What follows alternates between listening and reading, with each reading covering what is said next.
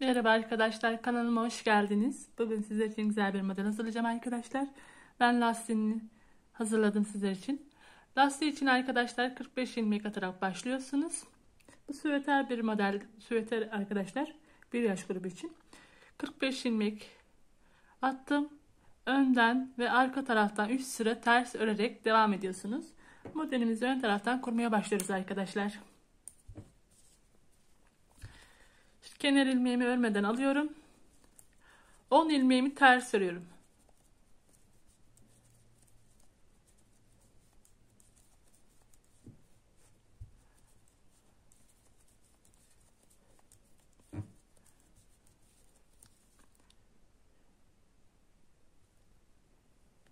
On ilmeğimizi ters ördüm.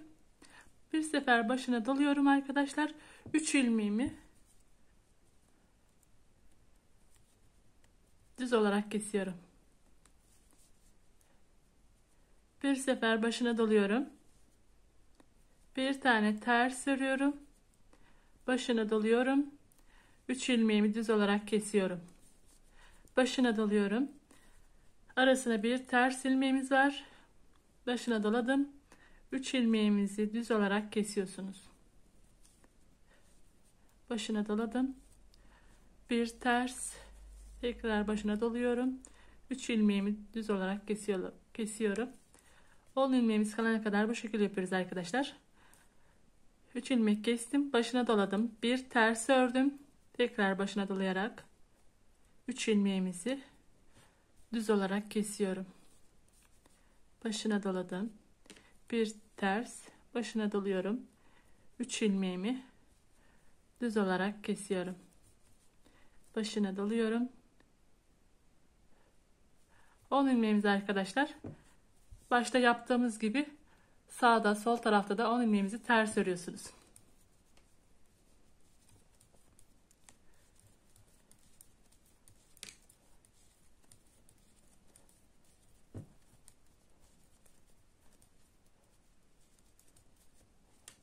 Modelimizin ilk kuruşu bu şekilde olmuş oluyor. Şimdi arka tarafına dönüyorum. Kenar ilmeğimi örmeden alıyorum.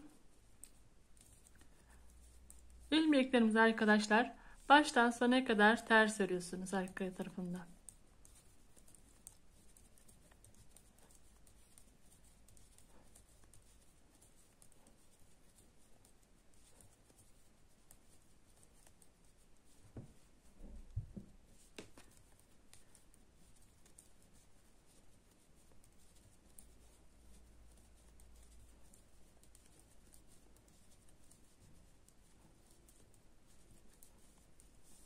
Sıra sonuna kadar tamamlayalım.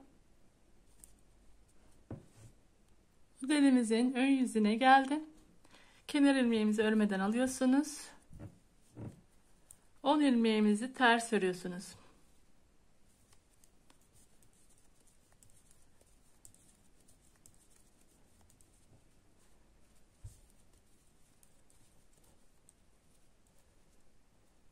Şimdi 3 ilmeğimizi düz örelim.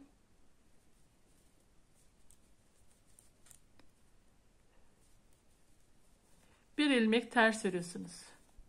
3 ilmek düz.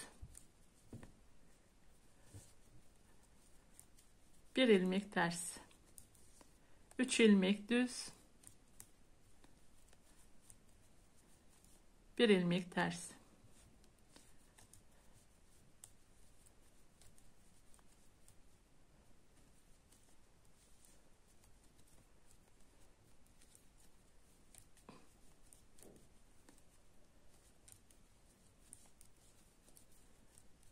Bir ters, 3 düz olarak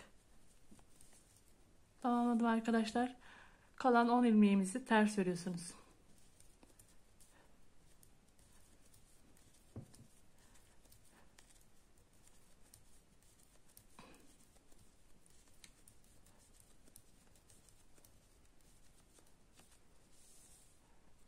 Şimdi modelimizin arka tarafındayım.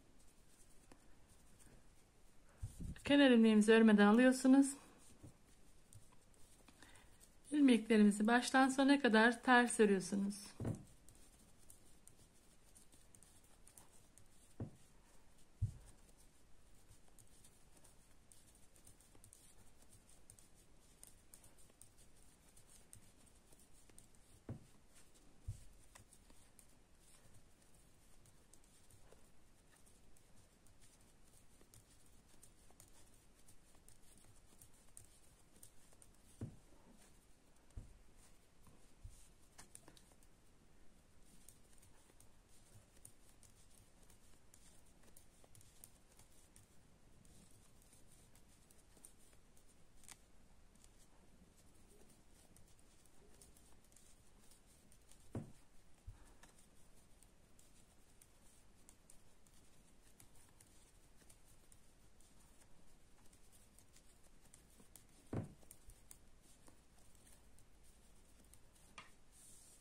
Evet, arka tarafını tamamladık. Şimdi ön yüzüne döndüm modelimizi. Kenar ilmeğimizi örmeden alıyorsunuz. 10 ilmeğimizi ters örüyorsunuz.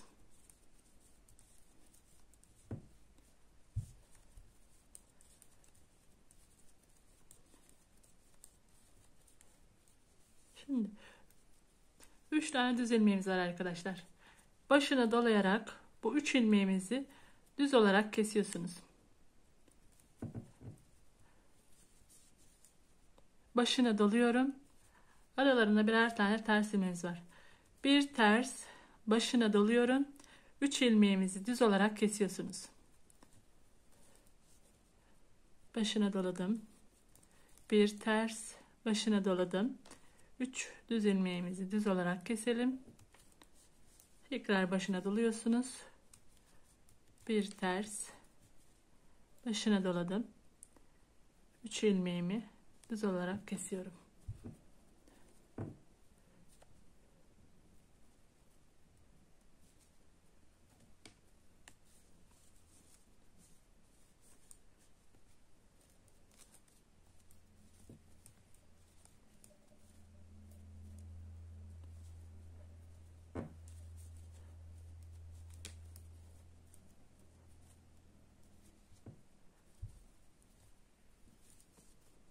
Başına doladım.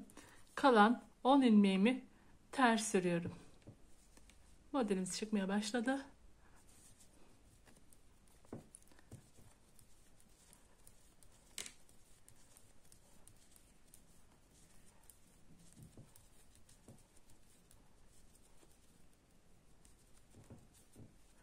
Sırasını tamamladık bu şekilde arkadaşlar. Birinci modelimiz çıktı.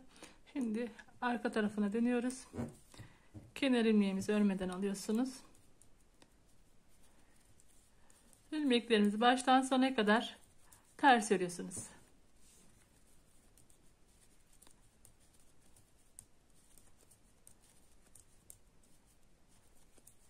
Sıra sonuna kadar tamamlayalım. Modelimizin ön yüzüne geldim. Kenar ilmeğimizi örmeden alıyorsunuz. 10 ilmeğimizi ters örüyorsunuz.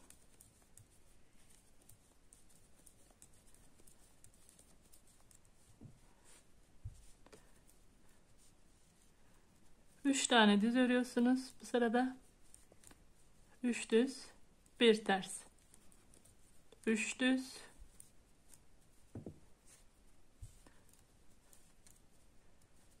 1 ters.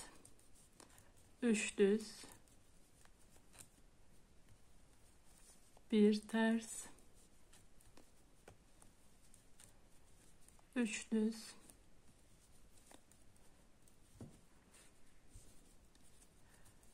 1 ters.